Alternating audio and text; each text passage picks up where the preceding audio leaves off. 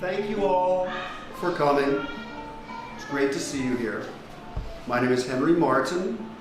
The lecture is Goya and the Gross Clinic, and it revolves around the influence of the Spanish painter Goya on this painting, a portrait of Samuel Gross, which we will henceforth call by its nickname, the Gross Clinic.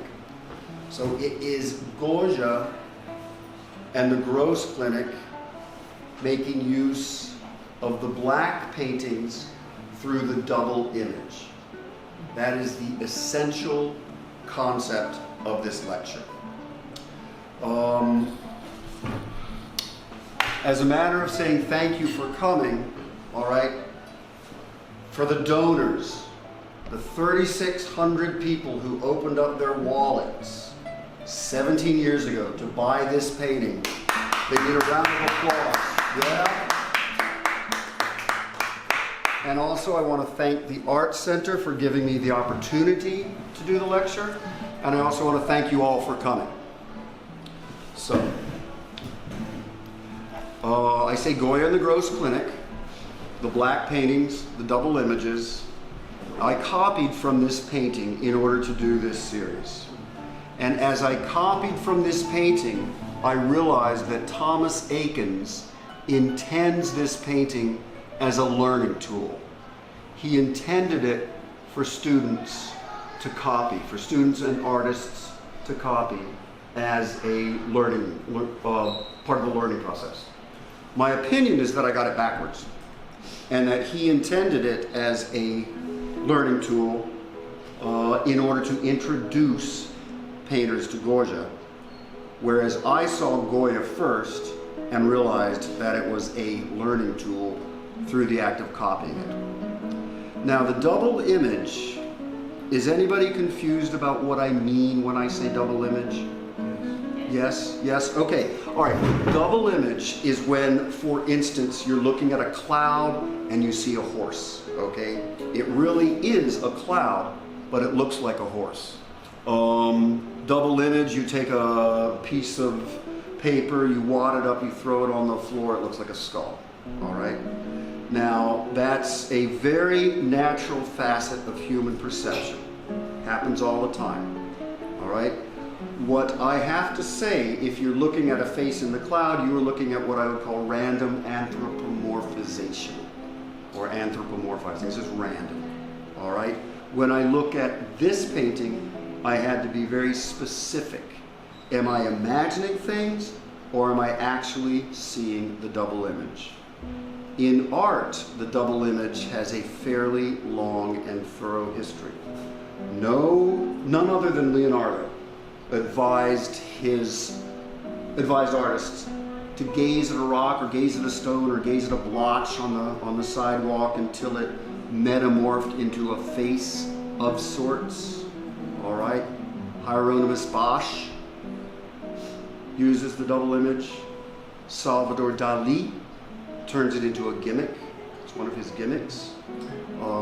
In the black paintings, Goya uses the double image as it's one of the main motifs of the black paintings, all right?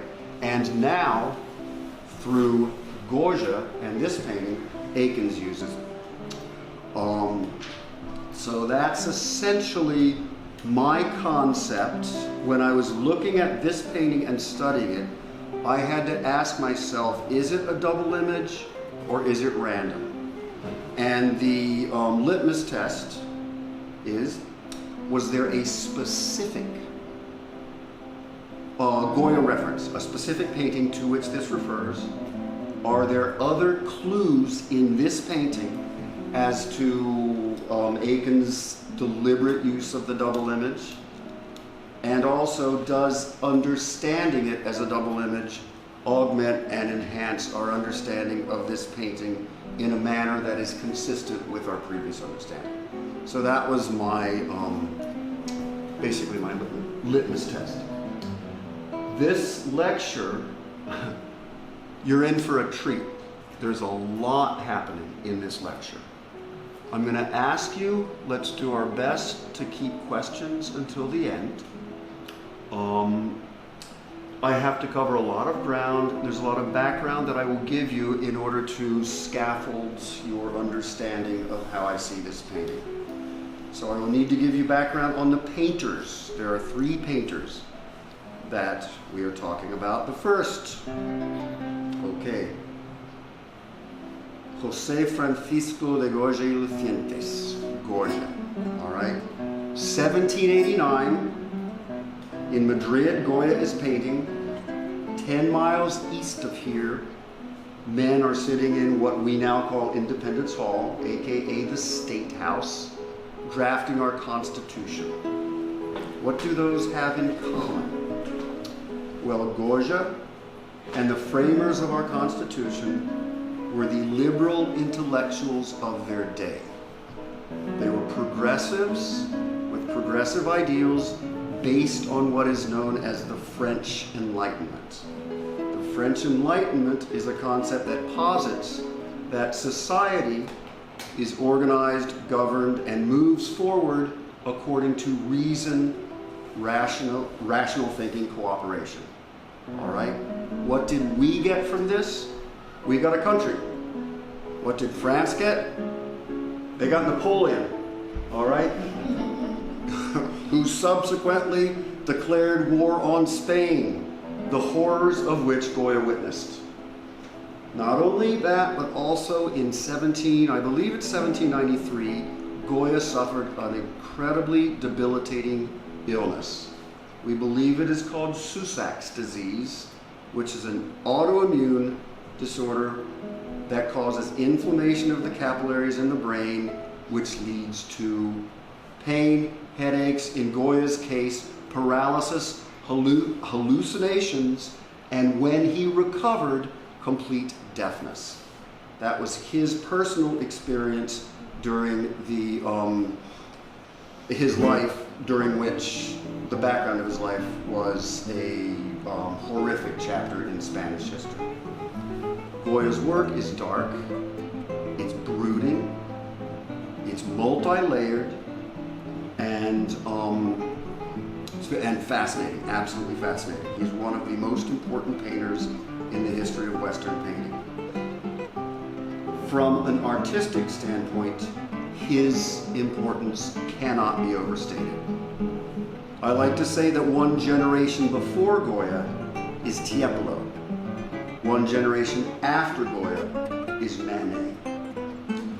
Goya also experimented with lithography and etching. Goya was the inventor of the political cartoon.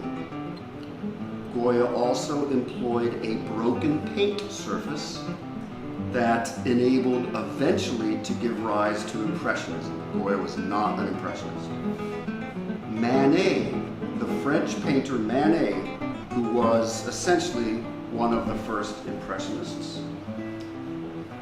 His nickname was the Parisian Spaniard because of his use of black and his broken paint. All right. Goya is a romantic painter. Goya also, the black paintings, all right, the black paintings are haunting, enigmatic, a reference point for this painting. They are, the double image is a recurrent motif in the black paintings. They are automatic paintings in that they are spontaneous. You just let it come out of off the brush, like a stream of consciousness painting, which is essentially a 20th century idea. All right. They are also they are executed with a remarkable economy of means, which means that for one person, it might take 50 brushstrokes to make a face. Goya does it in 15. They are expressive paintings 100 years before the word expressionism existed. And some of them, such as Head of a Dog, which you will see, I would call them minimalist. Yeah, that's a 20th century idea. So that's Goya.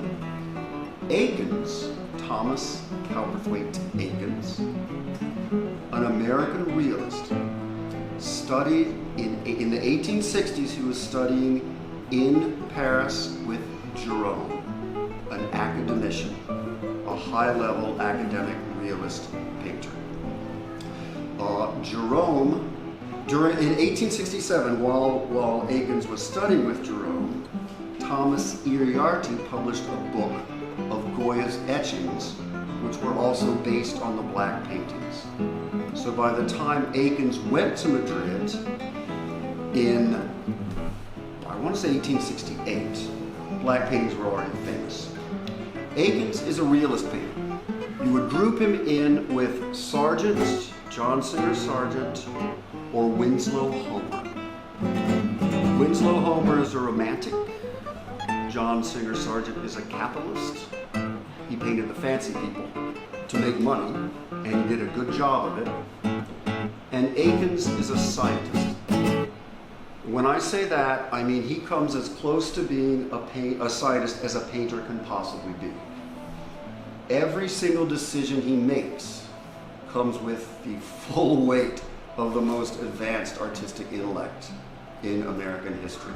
So hence, when I was copying this, there is a lot of information. If I look, I will find why he makes whatever decisions he makes. As a realist painter, part of his identity was setting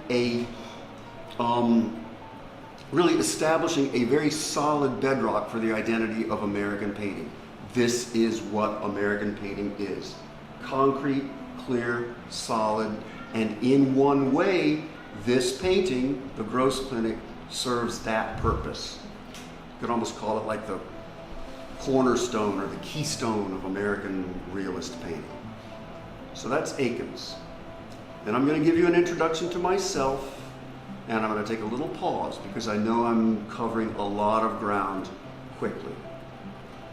Henry Frost Shadane Martin, that's me, moved to Philadelphia about 40 years ago to study at the Pennsylvania Academy. And then I graduated magna cum laude from the Pennsylvania Academy University of Pennsylvania dual degree program. After which, I went to Spain. And I lived in Spain for 2 years, Barbara, as we were talking. And I went to Spain specifically for Goya and for the black paintings. And I picked Madrid, and I was living walking distance from the Prado. So I went over and over and over and over and over. And for this reason, the black paintings are ingrained into my visual memory like grooves in asphalt. All right? When this painting, the Gross Clinic, made the headlines in 2007, my brain, my eyes went ding, ding, ding, ding, ding, ding, ding, Goya, Goya, Goya, Goya, Goya. That's what I'm bringing to you today. So this painting series that I'm going to introduce, probably the inspiration might have been 3 minutes. The execution was, I would say, 3 years. And I'm going to do my best to condense it into a 1-hour lecture, which might just run a little over because I'm covering a lot of ground. All right? I'm going to ask you all, just for some feedback, so far, so good. Am I going too fast? Am I clear? I just have one question. Please. What's broken paint? Broken paint surface. Thank you. Okay? All right.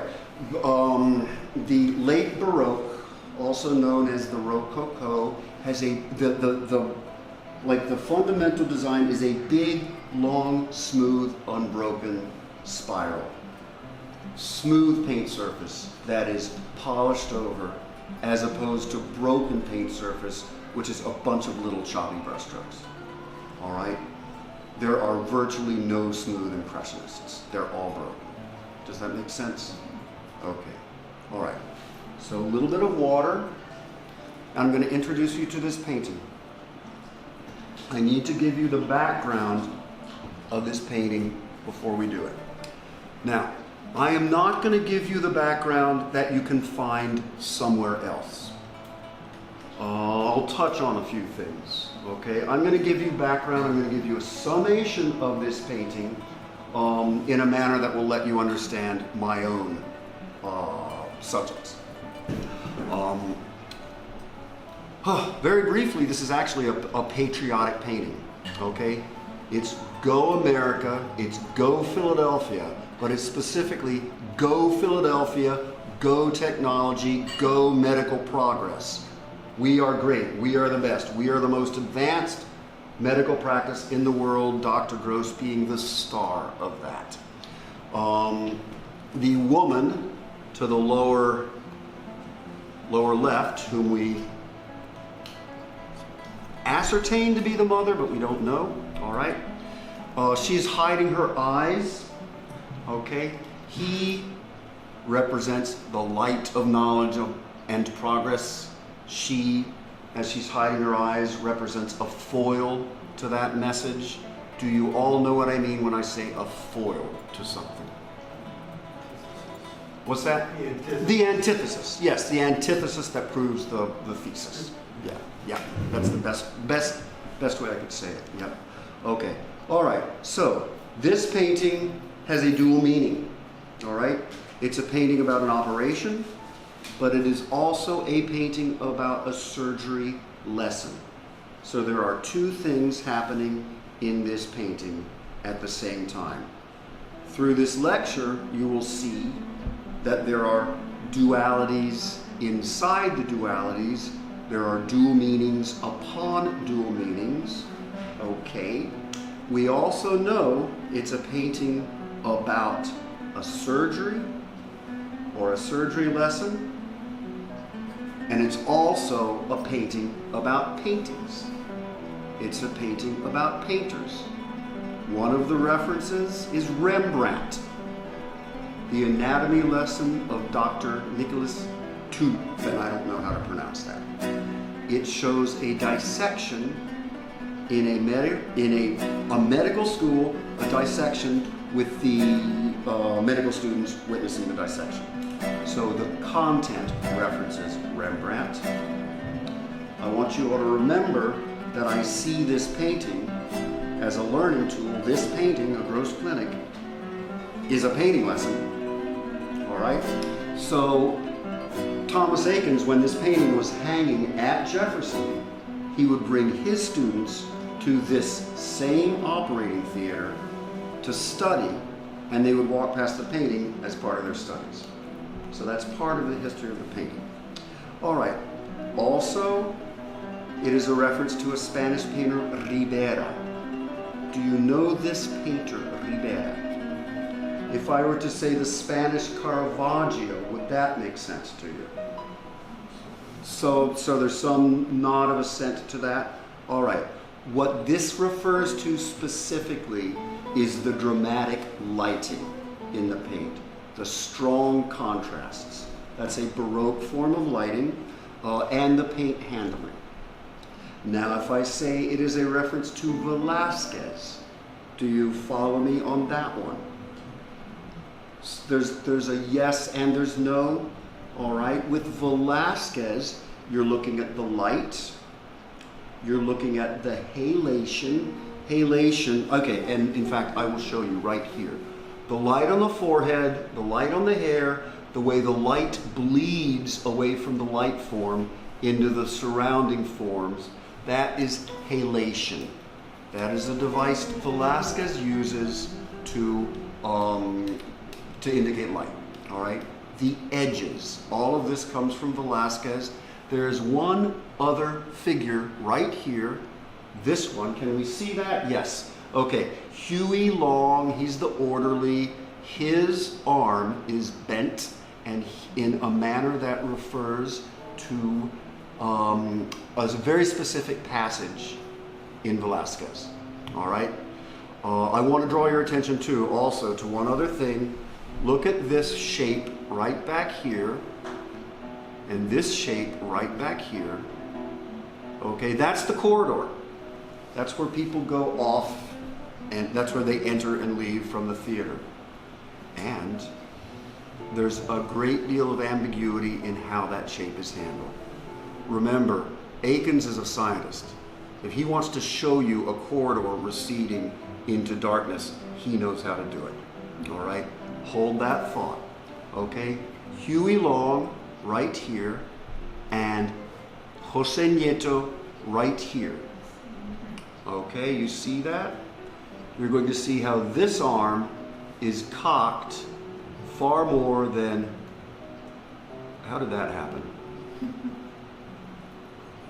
Okay, far more than this one. This one is drooping languidly. Okay, that one is cocked at an angle. And I will explain that as it refers to Goya. All right? If you look at Jose Nieto right here, you see him pulling back the drapery, walking up into a corridor into the light. You can think of that as walking into the light of the afterlife. In which case you will see this painting, Las Meninas, as a painting about mortality. All right? We're going to look at another similarity between this, okay? Look at the painter right here. This is Velázquez. What is he doing? He's painting. All right? So it's a painting about a painter making a painting. Both, all right? I'm going to bring you to that. I'm going to look at Velázquez's hand right here and Samuel Gross's hand right here. And they're essentially in the same position, turned at a right angle. Well, I could say, well, that's random. Okay, it's just holding an angle. I would say that's random unless there are other instances in which hands or something are turned at a right angle. So hold on to that, all right? This is Velázquez's painting. All right, we're going to go back. You can barely see him right here. This is Aiken's painting. There's Aiken's painting. All right, that's my copy. All right. So each painting is a painting about a painter making a painting. It's a painting about a surgery. It's a painting about painting. It's a painting about a surgery lesson. It's a painting about a painter making a painting. In fact, it's a painting about a painter making a painting about paintings. And if I were trying to be cute, I would say, and it's just disguised to look like a surgery lesson. Okay, pretty good disguise. All right, look at the expression on Aiken's face. He's sketching. What is he looking at? He's looking. The people in the picture.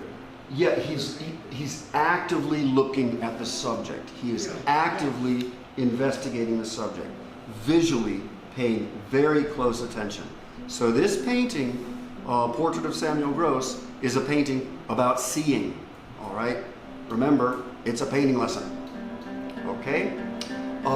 Any of my students, when I give demos, have I ever been, like I'm giving a demo and I'm helping you and I say, where are my eyes? And do you remember that my eyes were on the form and not on the drawing pad? Okay, so that's what this is. All right, let's see. Okay, I think that's pretty solid background on what we're talking about. I don't necessarily need to mention that this is a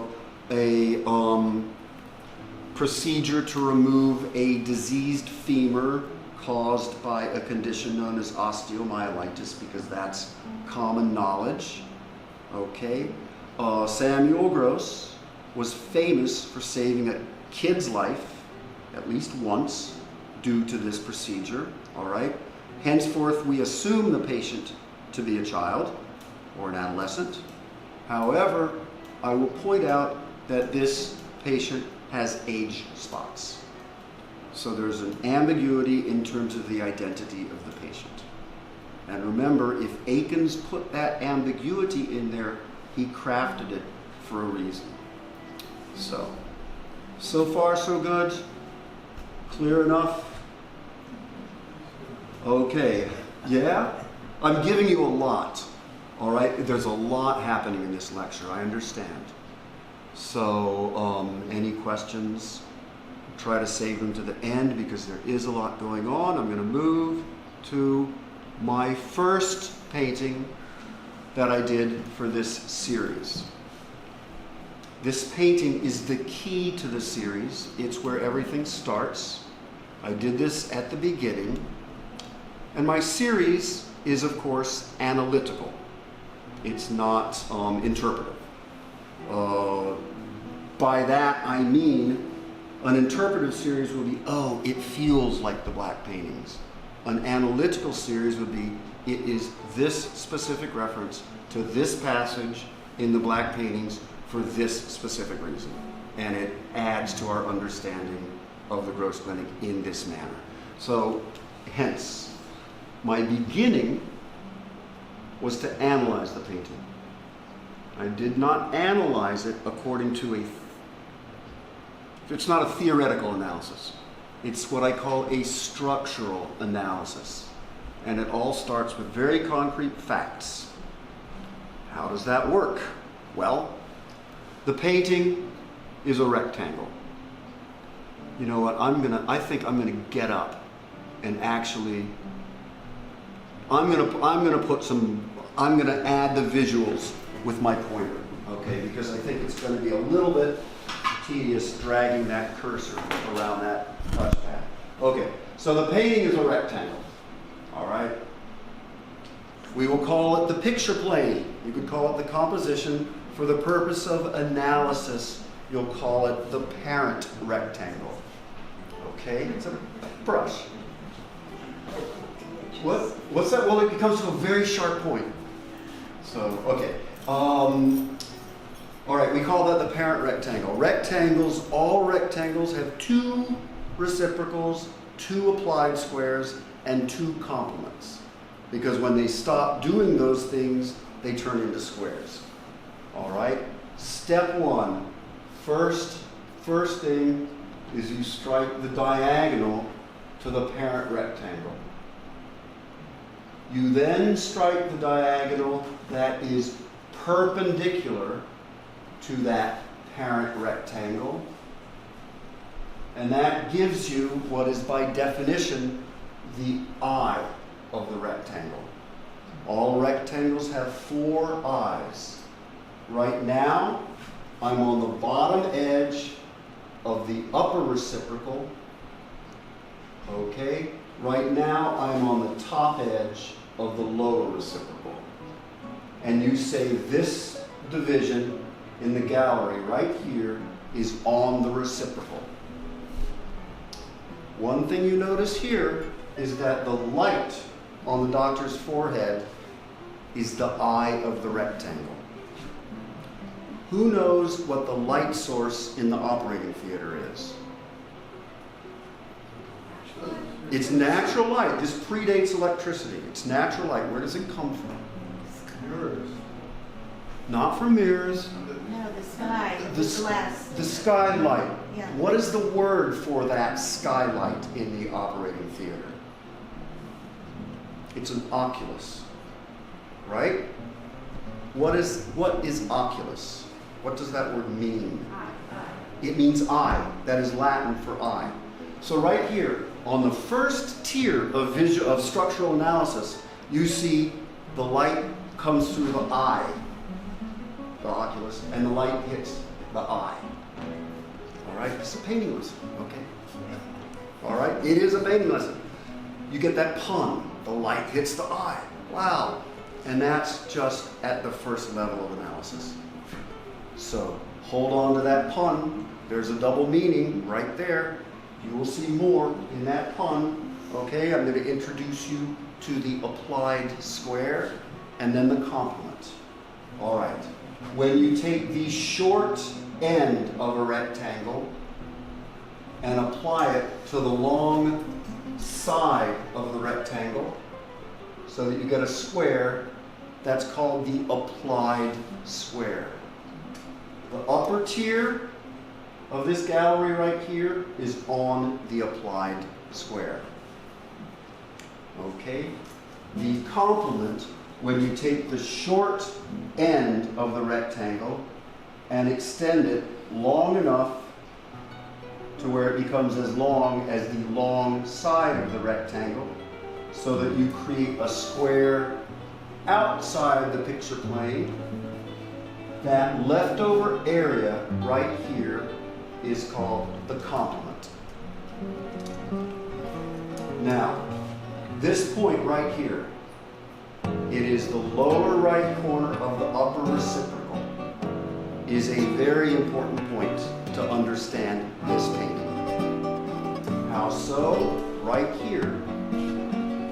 When you run this diagonal from the corner of the reciprocal to the opposite corner, the corner of the opposite complement, okay? Where that touches the edge, we're going to call that, I'm just going to call it interval X to give it a name. Interval X, when you run it laterally, you get the interval for the signature. When you run it vertically, right here, you get the placement where Dr. Benjamin West, the scribe, puts his pen. So you have a writing implement on the same interval as the only place you have any words in the painting. Okay?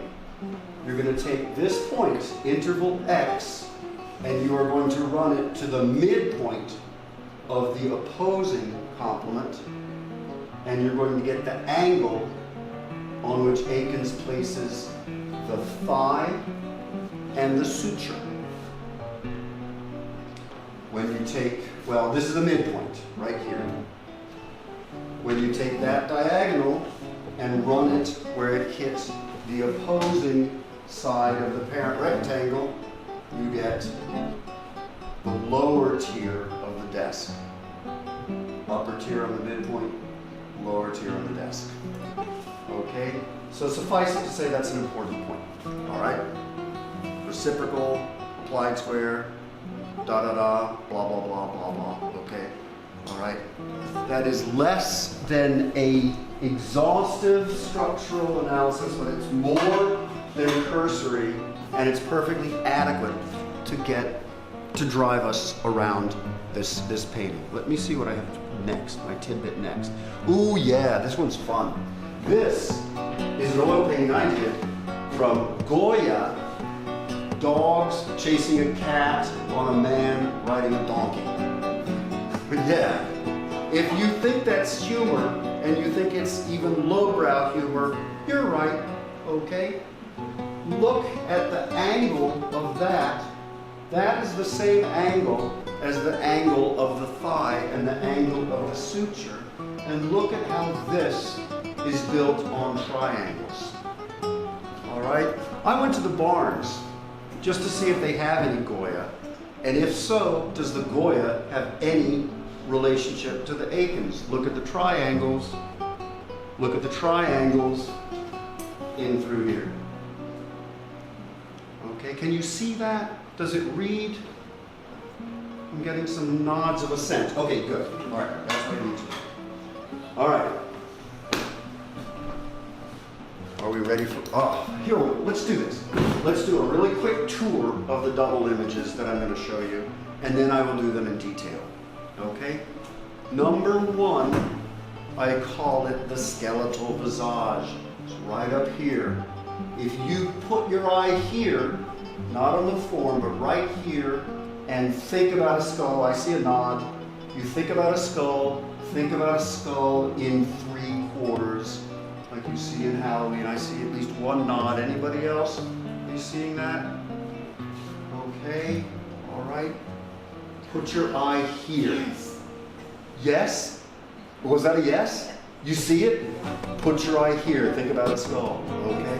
Yes. Okay. I think that's a trick of the light. Okay, it's green in mine. Okay, look at what the skull is doing. It's looking down at Dr. West, and look at how the papers are piling up on the side to resemble the contour of like a casket. Can you see that? I see some nods. Okay. All right. So metaphorically, that's clear. All right. The specter of death in or in the operating theater, I should say. And if you look at him, Samuel Gross, look at his confidence, his poise, his dignity, his aplomb, his absolute utter control of the situation with, I'd say there's a little tinge of anxiety right up there. And wouldn't you be anxious if death were peering over your shoulder every day when you went to work? I mean, so really, it really does applaud and laud his heroism in that regard. All right, let's move on, okay, because I want to do a quick tour and then a little bit slower, okay? Right here, the main actor is the face in the bonnet, kind of peering up at the bloody hand. All right, I will show you some more there. Right in here, there's a form, I call it the hooded apparition. I've heard this described as a knee, but it doesn't make sense as a knee because who does it belong to? It is resting on the instrument tray, which is clearly in front of Dr. Gross. I picture it as an elbow facing this way, and I will show you the Goya reference material for that. This is roughly looking down at a roll of gauze right here, front and center, distorted, a Goya reference. We go right up here. There's a face in Dr. Hearn's cloth, mouth, eye, and the face is looking over to the right. Okay? That's the first tour of this. Let me go a little bit more in detail. I'll tell you, this one, she is tough to unpack. She is a hard one. All right? So I introduced you to the skeletal visage. All right, there it is. That is my study of it. All right? In the original, it is hard to see because it's very dark tonality next to exceedingly dark tonality up above eye level, under glazes in a glare. All right? I was thinking to label this with respect to like eye socket or nose or zygomatic arch or whatever you want to call it. But I don't think I need to, all right? Once you see it up there. The Goya reference, all right? This is where you, never seen the black paintings before? Okay, this is your first introduction to the black paintings. This is called Witch's Sabbath. It's a big painting. It's about 15 feet long. I've painted about half of it right here, all right? It goes on. And you can see what's happening. This is a, what did I just do? What just happened? All right.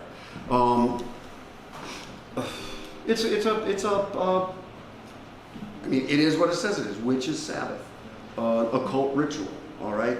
Goya is essentially making, in the black paintings, he's essentially doing a cartoon of this ritual. That's what this painting is. If you look carefully back in here, where the cursor is, you see the two eyes and a hood of what I would call a Grim Reaper figure. And that is where I draw the analogy to the skeletal visage. All right? I'm going to move on. I'm going to move on to the face in the bonnet. And she's really tough. She's a difficult one, right? There are incongruities in here, anatomical incongruities in the hand, incongruities in her identity. She is considered to be the mother, all right? That has been the interpretation for at least, I want to say it's about 150 years, all right? But the fact is, there is no historical record of who these people are, neither of her nor of the patient. So we cannot factually assign any identity to her. And I'll examine the contradictions and incongruities with defining her as the mother, and we'll ask what those mean. All right, the face in the bonnet is one of the lead actors. Now, what I mentioned to you is that Akins is a scientist. So he does everything for a reason. Also inherent in my premise is that his subject matter is a reference to Goya. So henceforth, my idea is that if I go looking for it in Goya, I will find it. It is there. And I found it. Well, hold on, I'm getting a little bit ahead of myself. I want to bring this back one more, okay? Bring it back one more. One of the first things I noticed with her is that her head is turned on the angle of this one, which is head of a dog in the black paintings. And painters will do that. They will cast a character in a pose of another painting in order to refer to that painting. So we see the same angle in her bonnet as head of a dog, head of a dog. Here she is again, my painting of her, all right? And we see here is the face in the bonnet, right here. Okay, here the face in the bonnet, right here.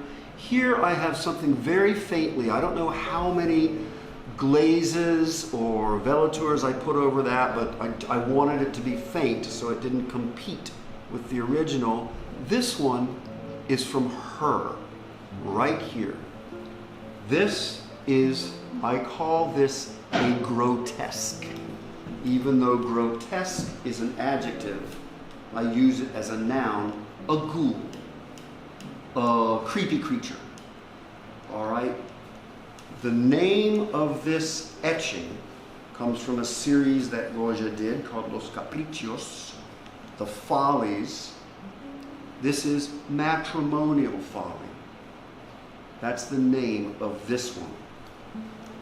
And so I bring that back to here, and you see my copy of the face in the bonnet, eye, nose, mouth, and matrimonial folly. Now, we're going to look at the hands. And we're going to look at this little nubbin right here. And that little nubbin was one of the first clues that I had that there was some kind of anomaly in this painting and something was wrong. All right? If we react viscerally, we're going to think it's the nose, because we're going to think of ourselves as hiding our eyes and looking down, and we're going to think of it as pointing out as the nose. But if we look at it analytically, which one has to do in order to paint this, you'll see that it cannot structurally fit as a nose. Does that make sense? Can you see that? What's that? I'm not sure I believe that. But Okay, all right, here, let me show you. Yeah, go try to draw this. Here's the neck, right here. All right, there's the top of the head. That's the top of the head, the back of the head. All right, she's leaning forward. How would you get a nose down there? Okay? No, you wouldn't be able to move your neck that far. Let's take a sketchbook at the end and give it a try. Yeah? All right? So look at that. It just can't move that far. All right? I want to show you something else. Okay? How you know it's not a nose, but a thumb. All right? Let's say it looks like a sixth. It looks like a sixth digit, or even a seventh. A seventh. You see that other little one, right? Yeah. You do. All right? And if you look at this hand right here, finger, finger, finger, finger, finger, no thumb. And look at your own hand in the mirror to verify that. That does not articulate like a thumb, because the thumb went from this hand right there. Ding. And as you said, Janet, you see it's 7 because here's another little digit right here. Ding, ding, ding, ding, ding, ding, ding. All right? So Akins is tricking you into thinking it's a nose, but it can't be, and then he shows you it's a thumb. But wait a minute. All right? What's that?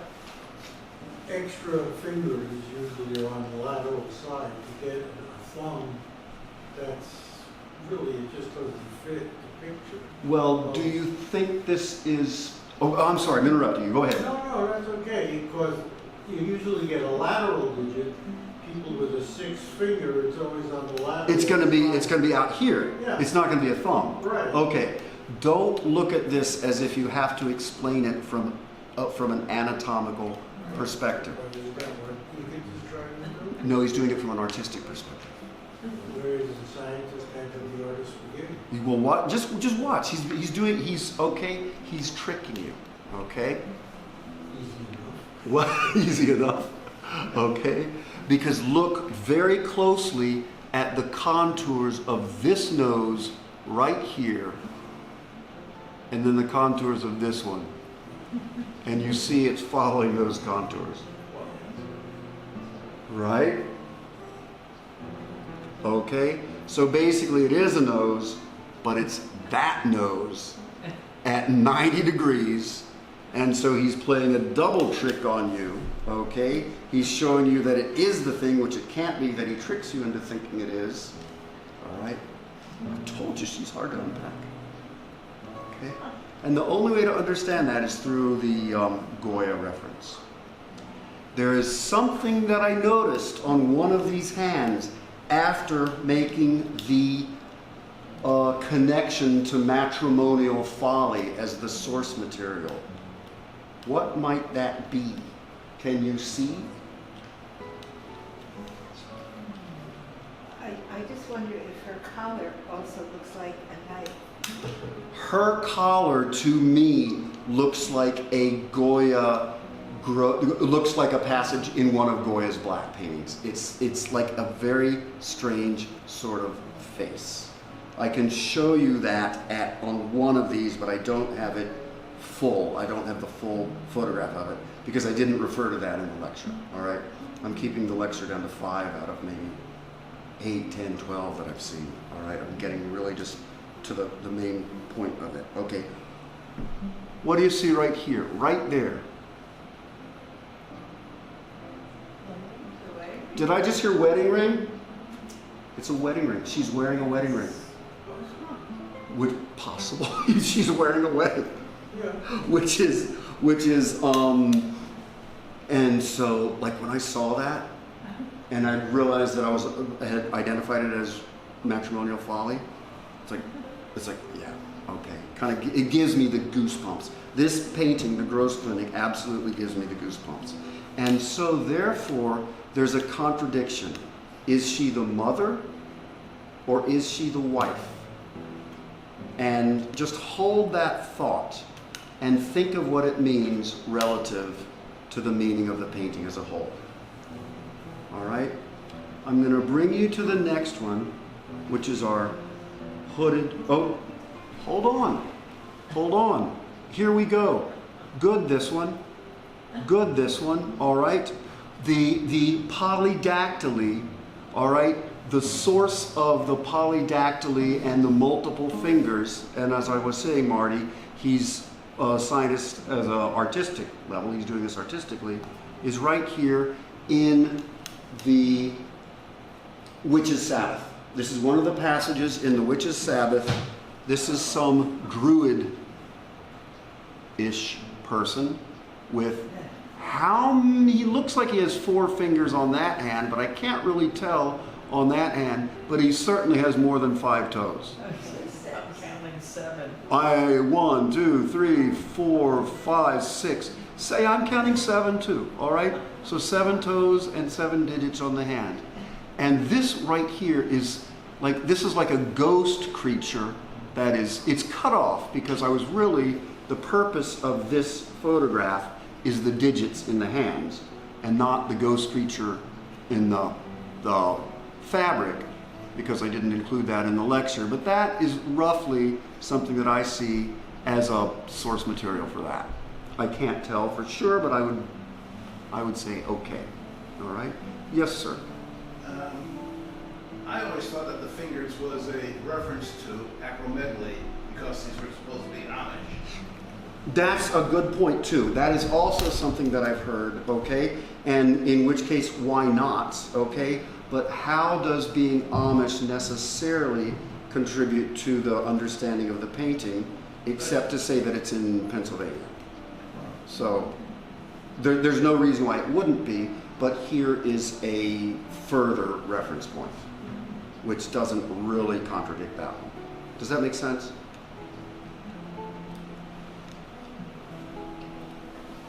Acromegaly, it's called? It's acromegaly. For the Amish had a prevalence of acromegaly. What's the difference between that and what did I say, polydactyly? Probably nothing. Probably nothing. Okay, all right. Different words for the No, same no, thing. I don't think so. There is a difference. Acromegaly is an overgrowth of bone, so you get Oh, that's distorted right, he's right. features. Polydactyly is a better definition of that. You're right. Yeah, okay. It would be polydactyly. Poly means many. Dactyl means Yeah. digits. But the Amish had that condition. The polydactyly? That was the Amish apparently had as an inherited type of thing. They had a prevalence of polydactyly among the Amish, as I understand it. I mean, so I mean, and here we have another form of another, Distorted. another reason for including the feature of polydactyly, that which refers to Goya. All right, our next one, we're going to move to our hooded apparition. Let me see if I have her. Yes, there I have her. Okay, so basically when I see this, and I just knocked over my water, all right, that's good. When I see this, or when I saw this for the first time, okay, the initial thing I instantly saw a figure in this pose with a hood and the elbow coming forward. What's that? It's the other way. Hold on. She's facing that way. It is her, you'll see why I identify her as female, okay? But it would be this figure's right elbow coming towards you. This figure looking down to the right, facing that way. What's that? This being the hood, this being essentially formless. It's like kind of, I don't know, half a face or something. This being the elbow coming forward. Oh, thank you. Thank you. I'm not worried about the water on the floor. I just don't want it to be on the, coming up to the electrics. Okay. Oh my, Yeah, no, I did a number on my water. Is there something that, another chair, then we can put this on the chair. This chair Okay, right here. let's do this. I'm not worried about that. I'm only worried about the plug. Can you hand me the orange bottle there? Yeah, there we go. Something has to go wrong with the lecture. So good, I knocked over the water. There. In Goya's black paintings, in Witch's Sabbath, of which you've seen two references so far, front and center, not taking part of the occult ritual, is her. She's hooded and she's leaning forward, and her right elbow is coming, her left elbow. She is a mirror image of our hooded apparition. And what I see in this is I see the posture. I'm going to bring this forward to the next one. This is Goya. This is Goya. This is Witch's Sabbath, This is a young woman, front and center, not taking part in the occult ritual. This is, let's see. It's interesting because as Goya brought me closer to Akins, Akins also brought me closer to Goya. And I never really knew who she was until studying her. And when I look at her, it's as if she's looking at us, kind of out of the corner of her eyes, and she's rolling her eyes and she's kind of annoyed and bored. She's annoyed. So she has a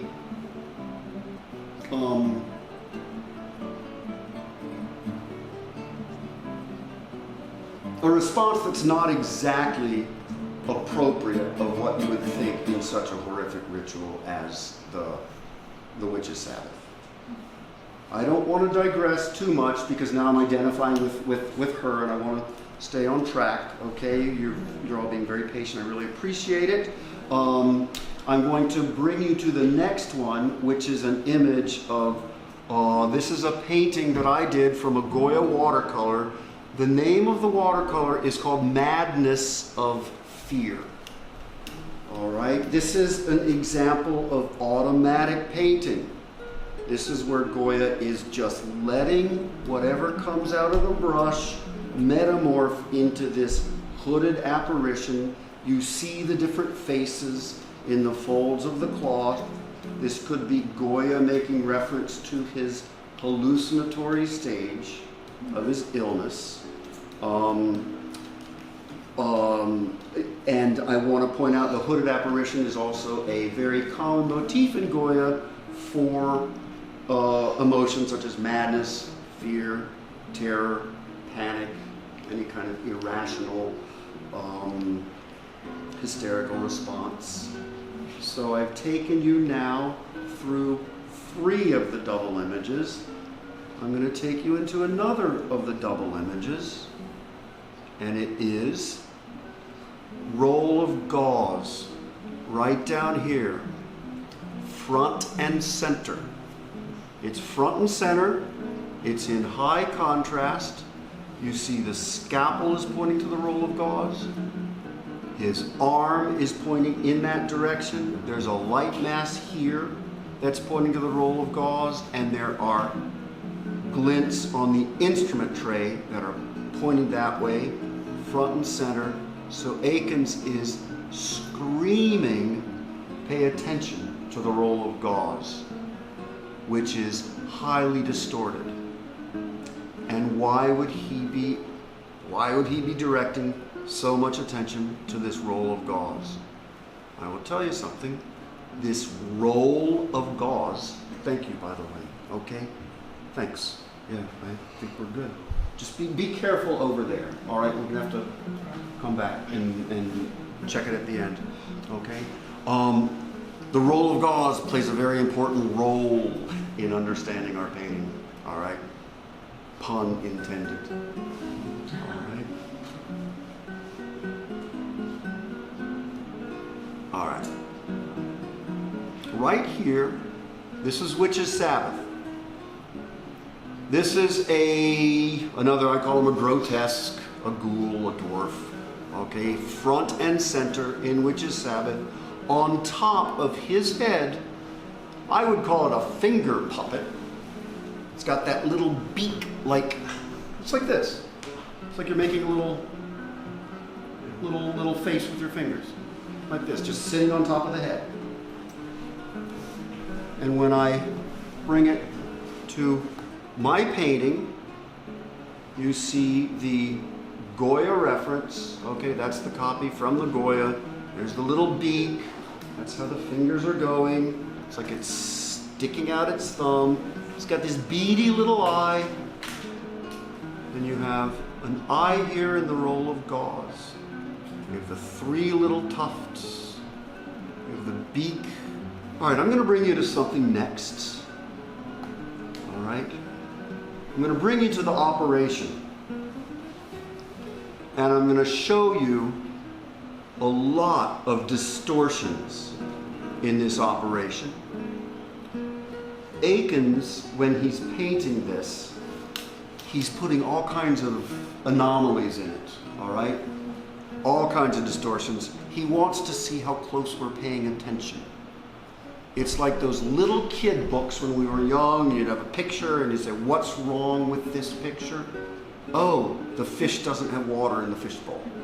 That kind of game. That's what he's playing with us. Now let's go see how well the slide reads. Let's go see how well the slide reads, not as well as my painting, okay? So it's a good thing that I have my painting here. However, for the purpose of the lecture, we will use the slide because that's where the focus is. All right. I told you about one thing, is the way the hands and this hand line up to form a face with the eye peering over to the right. In this one, I actually put in an imaginary eyeball. Akins didn't put an eyeball in, he left that up for me, all right? I'm gonna see if I can get my brush a little bit wetter because it comes to a better point. Yes, there we go, good. Now right here, this is the hand of a doctor who is somehow behind Dr. Gross, aiding with the operation, all right? Which means he's aiding with the operation from a point of view where he can't see the operation, all right? Which is counterintuitive, to say the least, all right? Okay, but you do see what he is doing. He's holding the retractor, okay? You see that. What else? Look at Dr. Barton's hand. Look at his index finger. His index finger is cut off at the first joint. That is the end of his index finger right there. The joint articulates, but it cuts off. And the index finger is not raised to where it would be holding the whatever that tool is, the probe. I'm going to call it a probe, okay? It's not raised to hold the probe like this. It's split, okay? Let's see, there's something else happening right here with the suture, right there, is that you see the contour of the leg. You see this drop of blood flow around the contour, okay? This drop of blood goes completely flat. So basically, he's just playing a little trick with you right there. I don't think there's much significance to that trick. Can you see okay, even when I'm standing up here? Okay, you're at an angle, but it's okay for you? All right. I don't think there's any significance to that trick other than just he's playing a trick. He wants to see if he can catch it. All right. Another trick he's playing is, what about these fingers? Where do the fingers stop? Where does the form begin? It's very hard to see. All right. One trick he's playing that is significant is look at Dr. Appel's hand, who's holding the retractor on this side of the suture, and look at how he's holding it. If you're holding, what's that? No thumb. No, he's not only no thumb, but he's turned it like that. His hand is turned at a right angle. Okay? It doesn't work. It can't work. Okay, so he's tricking us. There's another place where he's tricking you, and I'm sorry, Miriam, right? Okay, Miriam, you were asking what the form is. You couldn't really tell what the form is, correct? Okay, there's the buttocks, there's the thigh, that's the knee, right there. This is the lower leg in perspective, which you can't see because Dr. Briggs' hand are holding it, okay? There's the sock, that's the heel, that's the heel, that's the ball of the foot. So the patient is lying on the operating table with his lower legs in perspective coming towards you, okay? Therefore, if so, which it is, what's going on here? What is that? That is Dr. Barton's thumb. He's holding underneath the thigh. But what is that? What is that? What is that? Is that a finger? That looks like a turnip, actually. Okay? So anatomically, it makes no sense. It doesn't exist. It's a non-existent form. He's purely inventing it. And why would he do that? What does it look like? What is it? It almost looks like some big gaping orifice trying to eat this hand. Or it almost looks like this is an orifice trying to swallow this hand, okay, or this trying to eat this hand. So if you are Thomas Akins and you're paying homage to Goya and the black paintings, can anybody think of what would be the most iconic of any or all of the black paintings? When you think of before anything, you're going to think of Saturn devouring his son. Yeah, I see a nod. Okay? So you have to pay homage to that painting. How are you going to pay homage to that painting? All right? Well, if you are Thomas Akins, you're going to create a portrait of Samuel Gross. It's like it's disguised in the operation. What we have here, the operation. And this unseen and this unknowable object. And now I'm getting to the face in the cloth. Where are we at next? Back to here. All right. When I first did this, and I was talking about this series, I was talking to my wife, maybe, this could have been 10 years ago. And I pointed out this face in the cloth. She said, no, you're just seeing something. You're just seeing things. This is make-believe. And I said to you all at the beginning of the lecture, is there a specific reference in Goya? Is there more than one clue in Akins? Are there clues? What is he doing? Okay? What is he doing? Here's a question. You see this as the mouth. Here's the eye. Here's the eye that's closed. You look right here, and what is this? An epaulette? I mean, what? Pile of papers that's casting a shadow on the wall above the pile of papers? So if you see this shape and this cleft in his hair, like this, can you all see that okay on the screen? And you see this shape right here, you see the same proportions. So, I didn't mean to go there yet, all right? There's the clue. Here's the other clue. Here's Huey Long's arm.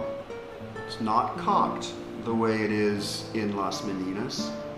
It's painted in a way to mimic the arc of this dark mass. Right here, and this light mass right here, ding, that little glint, is the eye right here. So that is in the same proportion as that. So that is how he is giving you these clues. Now, it took me a long time to figure out what that is. And you can't tell from this reproduction. You have to go to the museum. All right. Somebody is dangling their leg over this rail, and that is the light mass on their shoe. That's what that is. It's a glint on a recently polished shoe. So basically, the light hits the eye, because that's the eye. Okay, are you with me? I got it. You got me? You got it? All right? So it's a double clue. It's a double clue inside a double clue. Okay? Because remember, the light hits the eye right there. What you have right here in my next one, I would call this a gesture painting of the face. All I'm doing is just the face, eliminating any unnecessary details. Okay? That painting might have taken me 20 minutes. We do gesture drawings in class. We've done some where we're doing the 2-minute poses for each other. Call that a gesture painting. All right? Here is the Goya source for that face. And it's very subtle. I've exaggerated it ever so slightly. This is Pilgrimage to San Isidro. Peregrinación a San Isidro, and these are the leaders. The lunatics, okay? They certainly are lunatics. And you see right here in this person's shoulders, you see a mouth right here, and you see an eye right here. So you've got an eyeball in the lunatic's shoulder, and something that is also very, another subtle little clue in here is if you look at the folds in the drapery around the eyeball, they're basically taking the same shape as that little beady creature in the other painting. So here Goya is quoting Goya. And that eyeball is very important, as is our roll of gauze. Okay, so we're going to do a review right here. Just a really quick wrap up. We've done the skeletal visage, the face in the bonnet, the hooded apparition, the roll of gauze, and the face in the rag. Okay? What are they all doing? They're all doing something. They are all engaged in one common activity. You see what they're doing. They're focused on the surgery. Well, close. They're not exactly focused on the surgery, but they're doing something.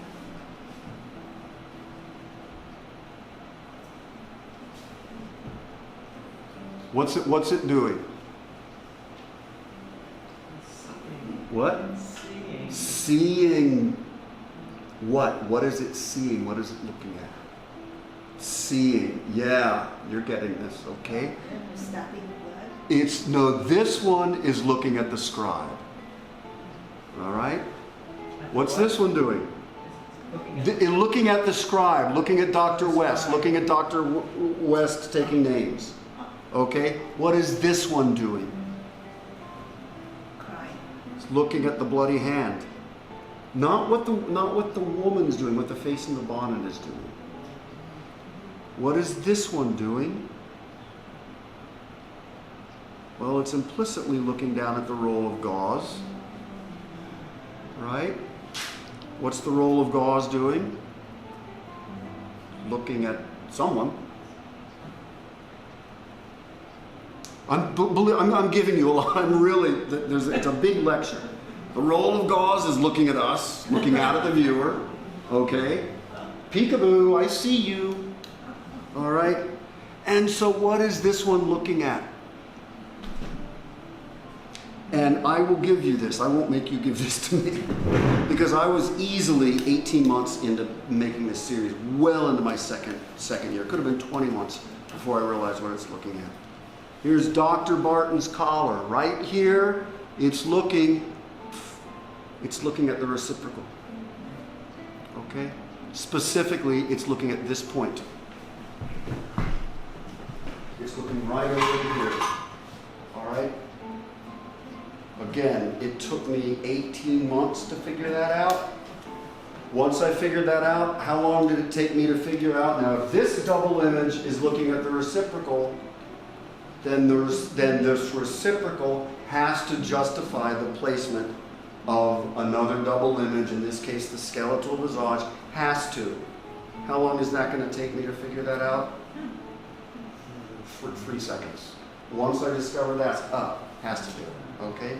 So you run the diagonals, all right? This diagonal right here to the crest of the skull runs through the young Dr. Gross's collar right there, okay? This diagonal on the other side, I'm going to have to walk in front of it, runs through Dr. West through the cuff and up along the line of the shoulder of that upper person in the gallery, okay? And we're going to admit that's a rather esoteric way to study a painting, okay? I don't know of any other painting that does this. All right, I'm looking through the eye of a double image at the scaffolding, the geometric scaffolding on which the painting is built. Okay, next one. However, the next triangle is rather obvious, okay? You know this. That last triangle, you have to know it's there before you even go looking for it. This one, very clear, okay? It comes down through this dark mass right here, okay, through Huey Long's collar, down to the light mass on Barton's forehead, through the buttocks, down to this intersection of Dr. Appel's sleeve with the operating table, which is on interval X. All right? And on this side, this triangle comes down the line of this sleeve off of Dr. Gross's forehead, the line of his arm, the light on his hand, down through to the elbow joint of our hooded apparition back at interval X, okay? So it's glancing off the collar and the cuff, and then, well, we don't see the article of clothing, but what article of clothing would you see if the hand weren't in the way?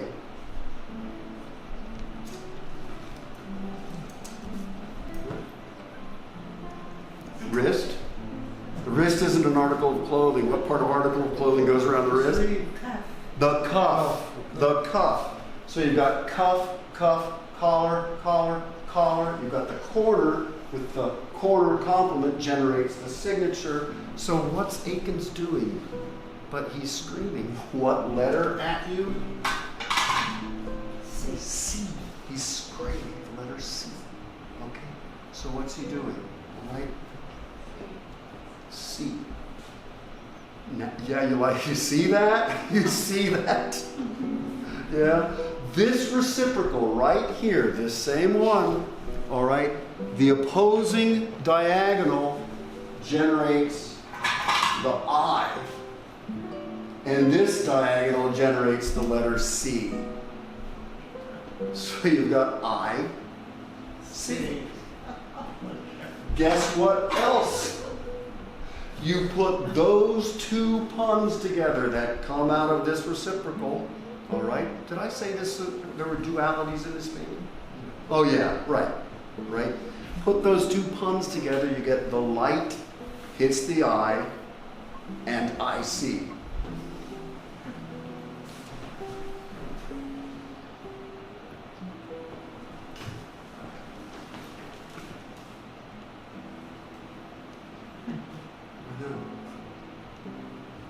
It's a painting lesson. Where's the rest of the, What's that? where's the rest of the body?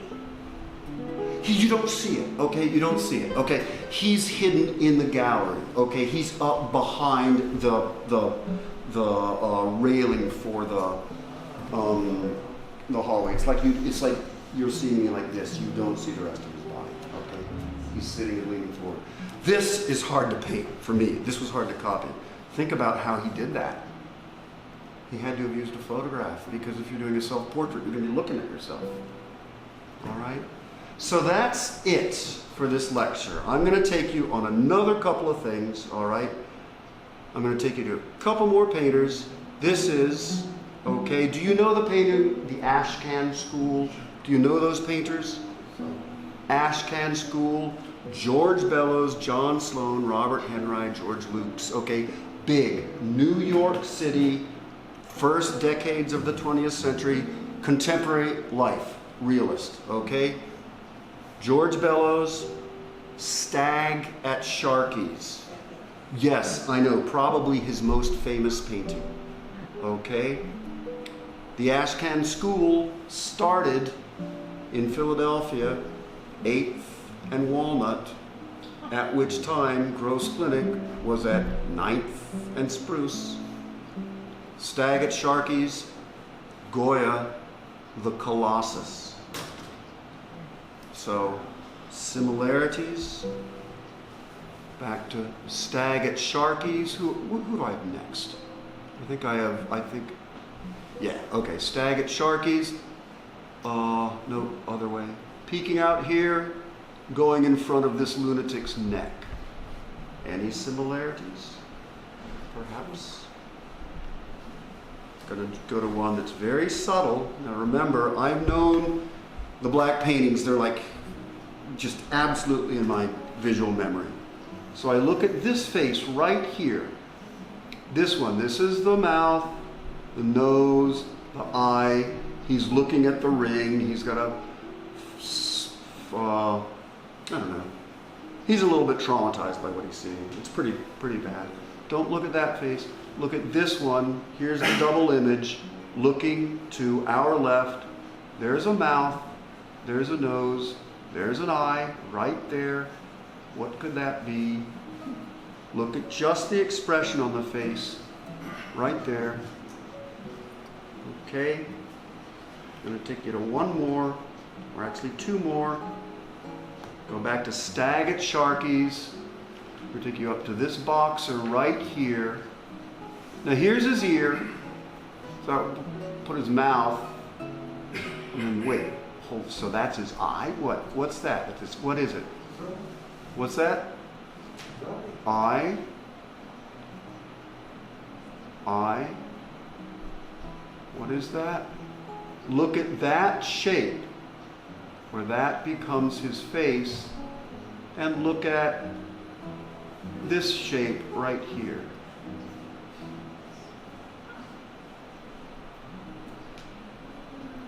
And we're going to jump over to this one right here,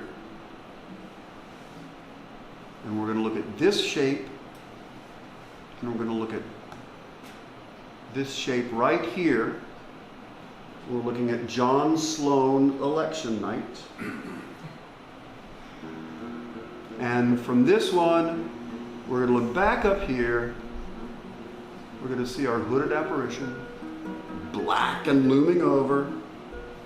Okay, so here we have John Sloan quoting Aiken's quoting Goya. All right? And with that, we can infer that I'm not the first person who has seen this. All right? It's just that I was lucky enough to see it for the first time for myself. So, anyway, that's it. Thank you for your patience. Really appreciate it.